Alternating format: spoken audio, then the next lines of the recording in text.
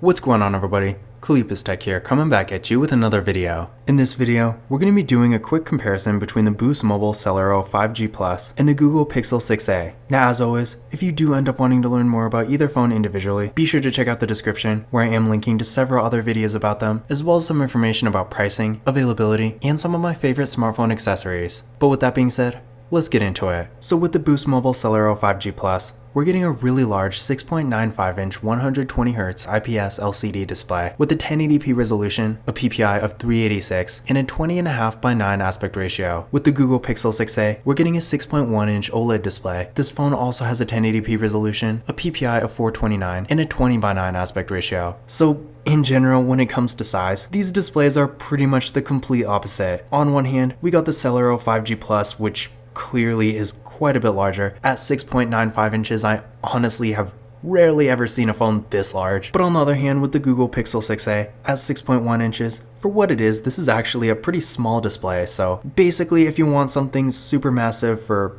maybe watching videos, doing reading, stuff like that, the Celero 5G Plus will have a huge advantage. But on the other hand, I know some people actually prefer a slightly smaller display, which, while definitely not being rare per se, is still not nearly as common these days. I feel like at this point in 2023, manufacturers do tend to favor larger displays. So with the Pixel 6a at 6.1 inches, if you want something a bit more compact, then this phone will have an advantage. In addition to this, while both phones here have really good image quality, the Pixel 6a does have a slight advantage here with an OLED display versus an IPS LCD, because while with the Celero 5G Plus, the image quality is still nice and sharp, and the 120Hz refresh rate makes the movement on the screen a bit faster and smoother, making the phone feel a bit more premium to use. With an OLED display, typically the colors are a bit more vibrant, which you can kind of see here. The Pixel 6a in general is also quite a bit brighter, and the viewing angles are a lot better here. So if you're outside in the sun, for example, or really in any kind of bright area, the Pixel 6a is going to be a lot easier to see. So on one hand, again, if you prefer a larger display, then obviously the Celero 5G Plus will have a huge advantage, but if you'd rather have a smaller display that has nicer image quality, then the Pixel 6a will have an advantage. Now for storage, both phones here have 128GB of internal storage, but with the Celero 5G Plus, we are getting microSD card expansion here, whereas unfortunately the Google Pixel 6a does not have microSD card expansion. Now,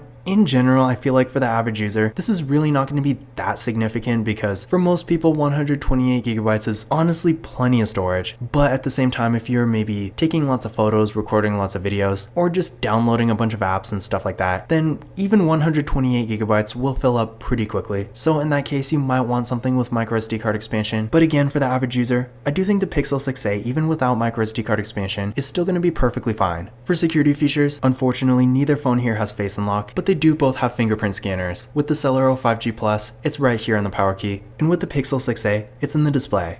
But starting with the Celero, let's give them a try. There we go, one more time. And there we go. And now for the Pixel. There we go, one more time.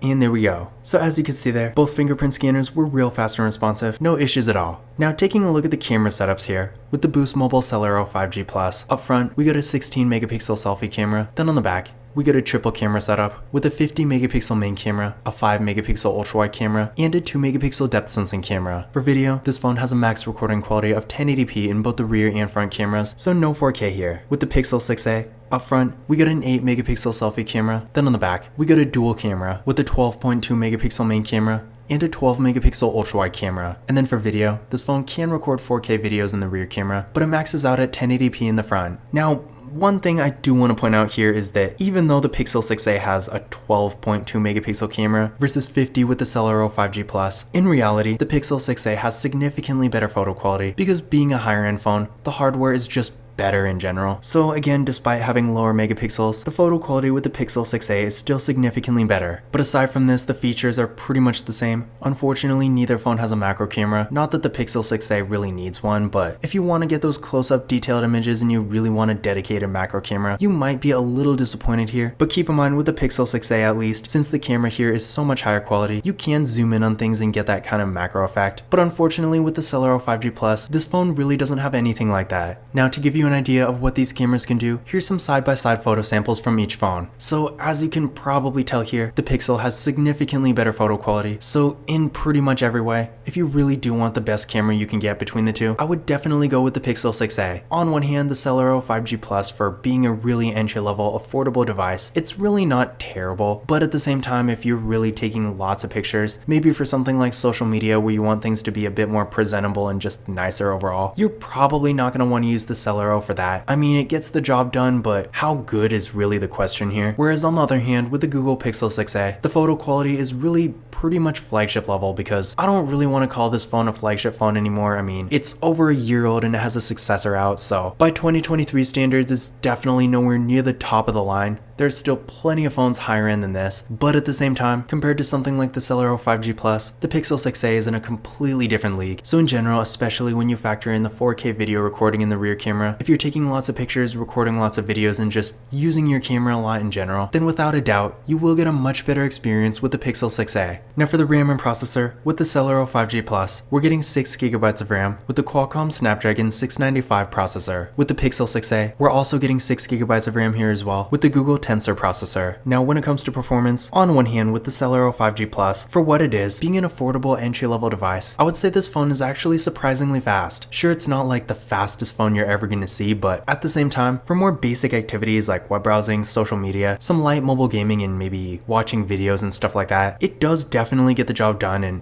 honestly, for most people, you're probably not going to need a faster phone than this. On the other hand though, the Pixel 6a, as you probably would guess, is quite a bit faster. So if you're going to be on your phone a bit more, doing more demanding activities like high performance mobile gaming for example, then for that kind of heavy use, the Pixel 6a will be a much better choice. But again, for what it is, the Celero 5G Plus is definitely not a slow phone, so if your needs are really not that complex, I would definitely not count this phone out. Now I did run a benchmark test on each phone using Geekbench 6, and here are the results I got. So again, as you can see, the Pixel 6a clearly has the upper hand here, being quite a bit faster. So if you just want the faster phone between the two, then the choice is pretty obvious. But at the same time, again, I do want to make this clear. For what it is, the Celero 5G Plus is really not a slow phone at all. So these phones really have two completely different uses. On one hand, if you're really going to be on your phone a lot doing more demanding activities, again like high performance mobile gaming, or maybe you're using CapCut to edit a video or something like that, in that case, the Pixel 6a will definitely be a better choice. But on the other hand, if you're really doing more typical things people are usually using smartphones for anyway, I do think the Celero 5G Plus will be perfectly fine.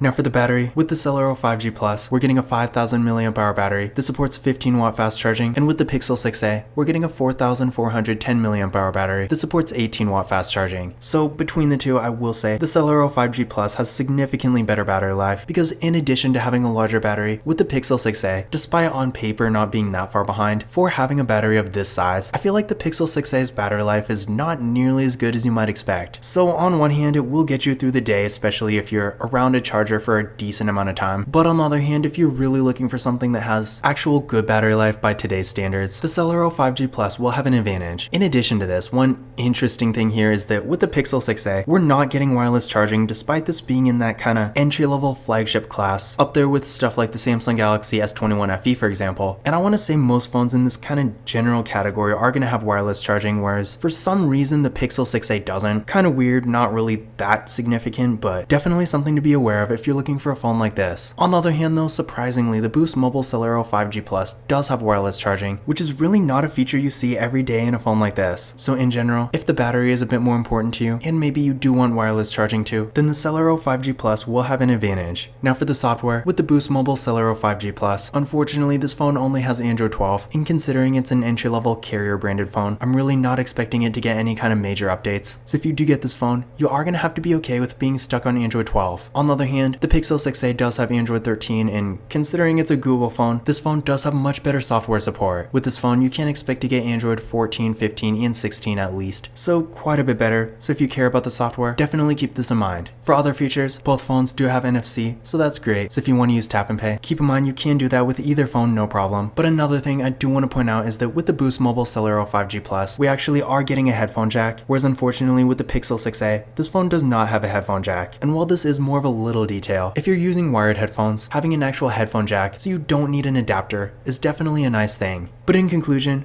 which of these phones is better? In general, in most ways, I would say the Google Pixel 6a is the better device here, which really shouldn't come as a surprise considering this device is much higher end. That being said though, it's not really going to make sense for everyone, and for that matter, the Boost Mobile Celero 5G Plus does have some advantages. First of all, again, the Celero 5G Plus clearly has a much larger display, which for some people is definitely preferable. It also has microSD card expansion, which gives you a bit more flexibility when it comes to storage. The performance, while not being nearly as good as the Pixel 6a, is really not far behind, and for a lot of people, this honestly might be all you're really gonna need. It also has a headphone jack, wireless charging, and with the Celero, the battery life is quite a bit better. On the other hand, the Pixel 6a, being a much higher end device, does have a significantly higher quality display. The storage, despite not having microSD card expansion, is still not bad. The performance again is clearly better. The camera is significantly better, and it does have much better software support. So in general, if you're looking for a higher end device and overall more of a premium experience, then I would go with the Google Pixel 6a, especially considering at this point in 2023, at least in the US, this phone is going for around $300, worst case scenario less than $400, so considering this is definitely a much higher end device, for that kind of price, you're really getting a lot of value for the money. But on the other hand, with the Boost Mobile Celero 5G Plus, despite having a full price of around $289, I've seen this phone on sale for really cheap, one time as low as $59, but typically more around $159. Regardless, despite the Pixel 6a again being really affordable for what it is now, the Celero 5G Plus is still going to be more affordable than the Pixel 6a. So if you're looking for a more affordable phone for more basic activities, and maybe you want a larger display and a better battery, then in that case, the Celero 5G Plus will be a better choice for you. But this concludes my comparison between the Boost Mobile Celero 5G Plus and the Google Pixel 6a. Again, if you want to learn more about either phone individually, definitely check out the description where I am linking to several other videos about them, as well as some information about pricing, availability, and some of my favorite smartphone accessories. But that's it for this video. If you enjoyed it and found it useful, be sure to give it a thumbs up and hit that subscribe button. Don't forget to follow Calipus Tech on Twitter and Instagram. And as always, I will see you in the next video.